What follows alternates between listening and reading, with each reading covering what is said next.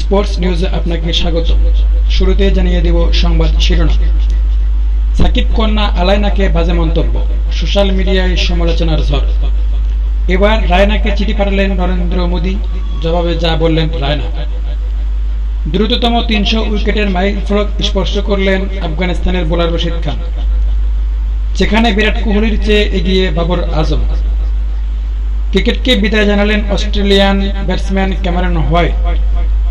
ভারতের বিশ্বকাপ জয়ী ক্রিকেটার এখন সবজি বিক্রেতা। শুনছিলেন শিরোনাম, এবার বিস্তারিত। সাকিব আল হাসানের মেয়ে আলায়নার ছবিতে বাজে মন্তব্যকারীদের নিয়ে সামাজিক যোগাযোগ মাধ্যমগুলোতে তোলপাড় চলছে। এরই মধ্যে বিষয়টি খতিয়ে দেখে আইনগত ব্যবস্থা নেওয়ার ঘোষণা দিয়েছে পুলিশ।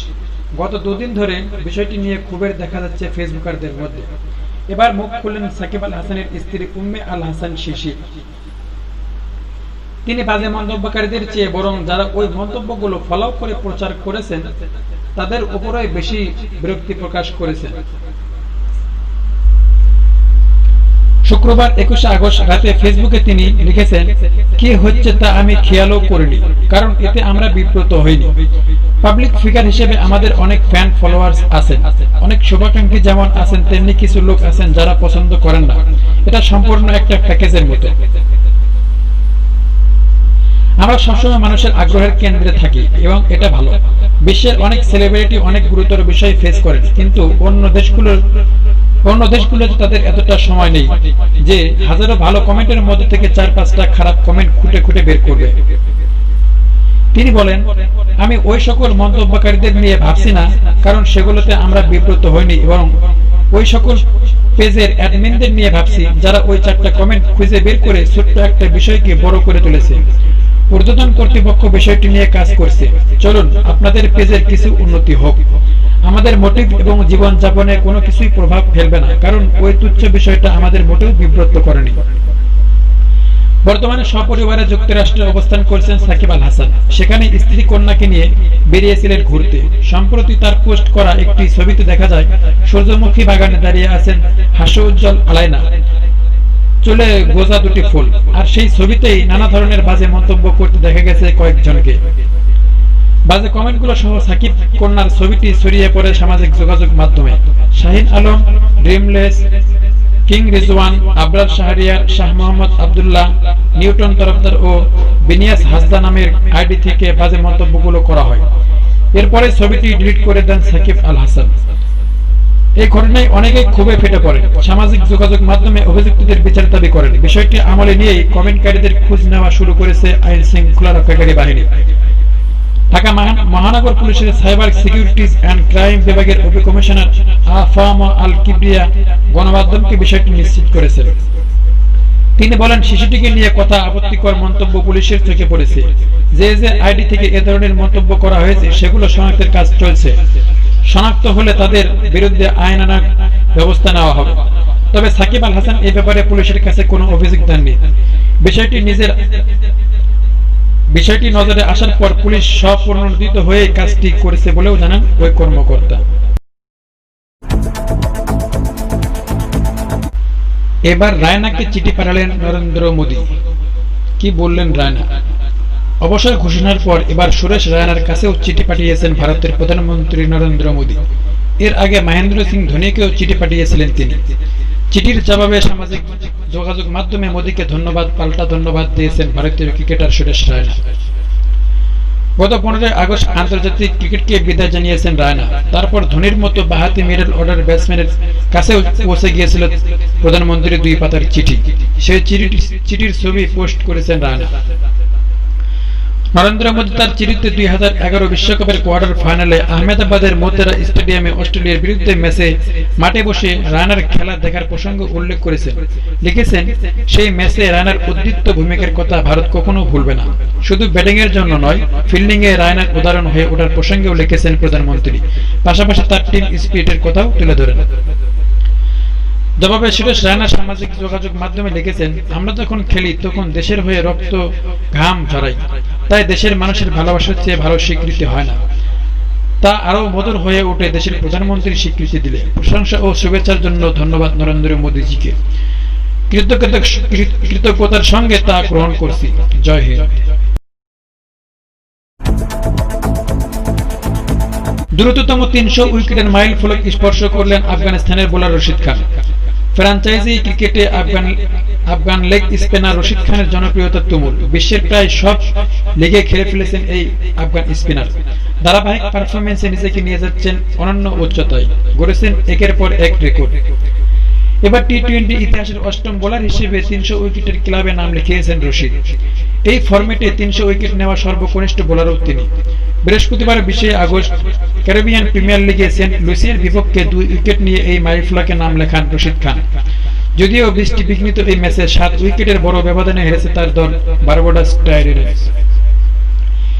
21 বছর 335 দিন বয়সে 300টি টি-20 উইকেট দখলে করেছেন রশিদ। এই ক্লাবে ঢুকতে সবচেয়ে কম ম্যাচে 213 ম্যাচে লেগেছে এই আফগান স্পিনারের। রশিদের আগে 300 উইকেটের ক্লাবে যোগ দিয়েছেন আরও 7 জন।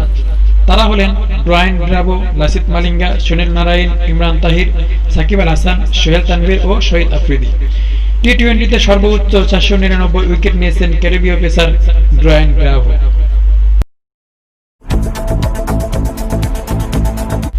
যেখানে বিরাট কোহলির চেয়েও এগিয়ে বাবর আজম।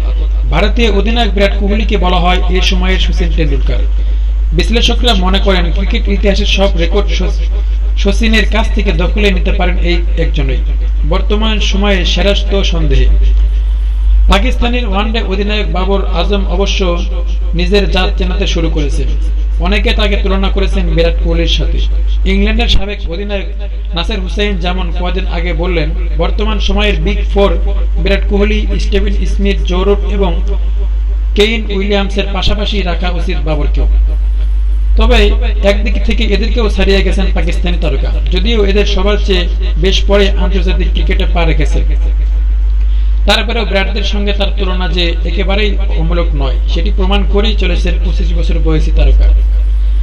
মাত্র খেলেছেন 28টি টেস্ট। ইংল্যান্ডের বিপক্ষে খেলতে থাকা বাবর গেল টেস্টে খেলেন নিজের 51তম ইনিংস। পরিসংখ্যানে দেখা গেছে 50 ইনিংস শেষে কোহলির চেয়ে বেশ এগিয়ে বাবর আজম। নিজের প্রথম ইনিংসে নিজের 50তম ইনিংসে কোহলির সংগ্রহ ছিল 1835 রান। সে সময় তার ব্যাটিং গড় ছিল 39.89, সেঞ্চুরি 6টি আর 59টি। 50 ইনিংস শেষে বেশ এগিয়ে বাবর। এই সময়ে তার রান 1924, গড় প্রায় 45। এর মধ্যে সেঞ্চুরি 5টি হলেও 50 পেয়েছেন 14টি ইনিংসে। বাবর আজমের আরও একটি কীর্তির কথা না বললেই নয়। বর্তমান সময়ে 3 ফরম্যাটের ক্রিকেটে ব্যাটিং র্যাঙ্কিংয়ের শীর্ষে 5-এ থাকা একমাত্র ক্রিকেটার তিনি। টেস্ট র্যাঙ্কিংয়ে তার অবস্থান 5-এ হলেও ওয়ানডেতে তিনি আছেন 3 নম্বরে। আর টি-20 ফরম্যাটে তো বর্তমানে বিশ্বসেরা ব্যাটসম্যানে তিনি আছেন তালিকায় একেবারে শীর্ষে। বাবর আজম প্রমাণ করেছেন 3 ফরম্যাটেই সমানভাবে দাপট দেখানো যায়। মাত্র 25 বছর বয়সে তিনি নিজেকে নিয়ে গেছেন অনন্য উচ্চতায়। এবার কেবল এগিয়ে যাওয়ার পালা। ক্রিকেটকে বিদায় জানালেন অস্ট্রেলিয়ান ব্যাটসম্যান ক্যামেরন হোয়াইট। প্রতিযোগিতামূলক ক্রিকেট থেকে অবসরের ঘোষণা দিলেন অস্ট্রেলিয়ান ব্যাটসম্যান ক্যামেরন হোয়াইট। 2018 সালে সর্বশেষ অস্ট্রেলিয়ার হয়ে খেলেছেন তিনি। 2 বছর আগে জাতীয় দলের হয়ে খেলার পর ঘরোয়া ক্রিকেট নিয়েই ব্যস্ত ছিলেন তিনি। লম্বা সময় ধরে ব্যাট হাতে ছন্দে ছিলেন না ডানহাতি এই ব্যাটসম্যান। অবশেষে অবসরের সিদ্ধান্ত নিয়েছেন এই মিডল অর্ডার ব্যাটসম্যান। খেলোয়াড়ী জীবন শেষে কোচিংয়ে নাম লেখাতে ইচ্ছুক 37 বছর বয়সী এই অজি ক্রিকেটার। হোয়াইট বলেন, আমার ক্যারিয়ার নিয়ে আমি সন্তুষ্ট। আমার মনে হয়েছে আমার খেলোয়াড়ী জীবন শেষ। আমি এই ক্যারিয়ারে অনেক কিছুই পেয়েছি, তবে এখন আমি কোচিংয়ে মনোযোগ দিতে চাই। 2005 সালে আইসিসি বিশ্ব একাদশের বিপক্ষে ওয়ানডে অভিষেক হয়েছিল হোয়াইটের। এরপর থেকে 2018 সাল পর্যন্ত অস্ট্রেলিয়ার হয়ে 91টি ওয়ানডে, 47টি টি-20 ও 4টি টেস্ট খেলেছেন এই অলরাউন্ডার। সাদা পোশাকের চেয়ে সীমিত ওভারে ক্রিকেটে বেশি উজ্জ্বল ছিলেন হোয়াইট। ওয়ানডেতে 33.96 করে তার ব্যাট থেকে এসেছে 2072 রান। আর টি-20তে তার সংগ্রহ 984 রান। 4 টেস্টের ক্যারিয়ারে তার রান 146।